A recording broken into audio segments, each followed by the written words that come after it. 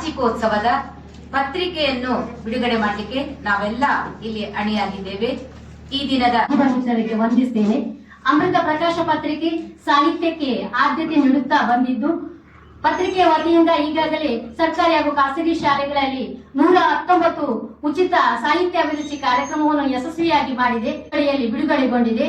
ಇಂದು ಅಮೃತ ಪ್ರಕಾಶ ಪತ್ರಿಕೆಯ 13ನೇ ವರ್ಷದ ವಾರ್ಷಿಕೋತ್ಸವ ವಿಶೇಷ ಸಂಚಿಕೆ ಬಿಡುಗಡೆ ಕಾರ್ಯಕ್ರಮಕ್ಕೆ ಕಾವೂರು ಬಂಟರ ಸಂಘದ ಅಧ್ಯಕ್ಷರು, ಅಮೃತ ಪ್ರಕಾಶ ಪತ್ರಿಕೆಯ ಮಾರ್ಗದರ್ಶಕರು ಆದಂತಹ ಆನಂದ ಶೆಟ್ಟಿ ಅಡ್ಯ ನಮ್ಮೊಂದಿಗಿದ್ದಾರೆ. ಅವರನ್ನು ಆತ್ಮೀಯವಾಗಿ ಸ್ವಾಗತಿಸಿದ ಮಾಜಿ ರಾಜ್ಯಾಧ್ಯಕ್ಷರು ಧರ್ಮದರ್ಶಿ ಡಾಕ್ಟರ್ ಹರಿಕೃಷ್ಣ ಪುನರೂರು, ನನ್ನ ಶಾಲಾ ಕಾಲೇಜು ದಿನಗಳಲ್ಲಿ ಹಾಗೂ ಪತ್ರಿಕೆ ಆರಂಭದಿಂದ ಈ ತನಕ ನನಗೆ ಬೆಂಗಾವಲಾಗಿ ಆಶೀರ್ವಾದ ನೀಡಿ ಸಹಕಾರ ನೀಡಿದಂತ ಕನ್ನಡಾಂಬೆಯ ಸೇವೆಯನ್ನು ನಿರಂತರ ಮಾಡುತ್ತಿರುವಂತ ಧರ್ಮದರ್ಶಿ ಹರಿಕೃಷ್ಣ ಪುನರೂರು ಅವರನ್ನು ಆತ್ಮೀಯವಾಗಿ ಸ್ವಾಗತಿಸುತ್ತೇನೆ. ಸಂಘಟಕಿ ಉದ್ಯಮಿ ಲಯನ್ ಆಶಾರಾವ್ ಆರೂರು ಅವರನ್ನು ಅಮೃತ ಪ್ರಕಾಶ ಪತ್ರಿಕೆಯ 13ನೇ ವಾರ್ಷಿಕೋತ್ಸವ ಪ್ರಯುಕ್ತ ಆತ್ಮೀಯವಾಗಿ ಮಾಡಿರುವ ಎಲ್ಲರಿಗೂ ಮಾದರಿಯಾಗಿರುವ ನಮ್ಮೆಲ್ಲರ ಪ್ರೀತಿಯ ಧರ್ಮದರ್ಶಿ ಹರಿಕೃಷ್ಣ ಪುನರೂರು ಅವರು ಈ ದಿನದ ಸಂಚಿಕೆಯನ್ನು ಬಿಡುಗಡೆ ಮಾಡಬೇಕು ಅಂತ ತಮ್ಮಲ್ಲಿ ವಿನಂತಿಸ್ತಾ ಇದ್ದೇನೆ.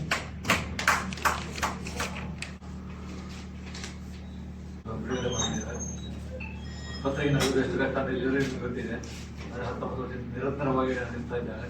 ಇದು ಕೂಡ ಒಳ್ಳೆ ಅವರ ಪತ್ರಿಕೆ ಸಾಹಿತಿಯಾಗಿ ಪತ್ರಕರ್ತರಾಗಿ ದುಡಿತಾ ಇದ್ದಾರೆ. ಅವರಿಗೆ ದೇವರ ಆಶೀರ್ವಾದ ಕೂಡ್ತಾರೆ ಅಂತ ಹೇಳ್ತಾ ಪತ್ರಿಕೆಯನ್ನು ಬಿಡುಗಡೆ ಮಾಡಿದ್ದಾರೆ. ನೀವೆಲ್ಲ ಸದಸ್ಯರಾಗಿ ಮುಂದುವರೆದಾಗಲಿ ನಮಸ್ಕಾರ. ನಾನು ಅವರನ್ನು ಅಭಿನಂದಿಸ್ತೇನೆ. ಮಾಲತಿ ಅವರು ತಮ್ಮ ಬರಹ ಮತ್ತು ಸಾಹಿತ್ಯ ಸೇವೆ ಮೂಲಕ ಕನ್ನಡ ಭಾಷೆ ಹಾಗೂ ಸಾಹಿತ್ಯಕ್ಕೆ ಅಮೂಲ್ಯ ಕೊಡುಗೆ ನೀಡಿದ್ದಾರೆ. ಅವರ ಪರಿಶ್ರಮದಿಂದ ಅನೇಕರ ಓದುಗರ ಮನಸ್ಸನ್ನು ಅವರು ಗೆದ್ದಿದ್ದಾರೆ. ಈ ಸಂದರ್ಭದಲ್ಲಿ ಕನ್ನಡ ಸಾಹಿತ್ಯಕ್ಕೆ ಅಪಾರ ಸೇವೆ ಸಲ್ಲಿಸಿರುವ ಶ್ರೀ ಹರಿಕೃಷ್ಣ ಪುನರೂರು ಸೇವೆಯನ್ನು ಪೂರ್ಣಗೊಳಿಸಿರುವುದು ಅತ್ಯಂತ ಸಂತಸದ ಹಾಗೂ ಹೆಮ್ಮೆಯ ವಿಷಯವಾಗಿದೆ. ಈ ವಿಶೇಷ ಸಂಚಿಕೆಯ ಬಿಡುಗಡೆ ಕಾರ್ಯಕ್ರಮದ ಅಧ್ಯಕ್ಷತೆ ವಹಿಸುವ ಅವಕಾಶ ದೊರೆತಿರುವುದು ನನಗೆ ದೊಡ್ಡ ಗೌರವವಾಗಿದೆ. ಯಾವುದೇ ಪತ್ರಿಕೆ ಕೇವಲ ಸುದ್ದಿಗಳನ್ನು ಪ್ರಕಟಿಸುವ ಮಾಧ್ಯಮವಲ್ಲ, ಅದು ಸಮಾಜದ ಧ್ವನಿ, ಸಂಸ್ಕೃತಿಯ ಪ್ರತಿಬಿಂಬ ಹಾಗೂ ಜನರಲ್ಲಿ ಜಾಗೃತಿ ಮೂಡಿಸುವ ಶಕ್ತಿಯಾಗಿದೆ.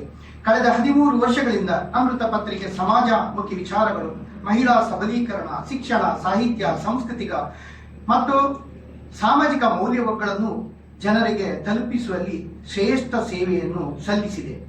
ಹಾಗೆಯೇ ಪತ್ರಿಕಾ ವತಿಯಿಂದ ಸರ್ಕಾರಿ ಹಾಗೂ ಶಾಲಾ ಕಾಲೇಜುಗಳಲ್ಲಿ 119 ಉಚಿತ ಸಾಹಿತ್ಯ ಅಭಿರುಚಿ ಕಾರ್ಯಕ್ರಮ ಯಶಸ್ವಿಯಾಗಿ ಮೂಡಿಬಂದಿದೆ.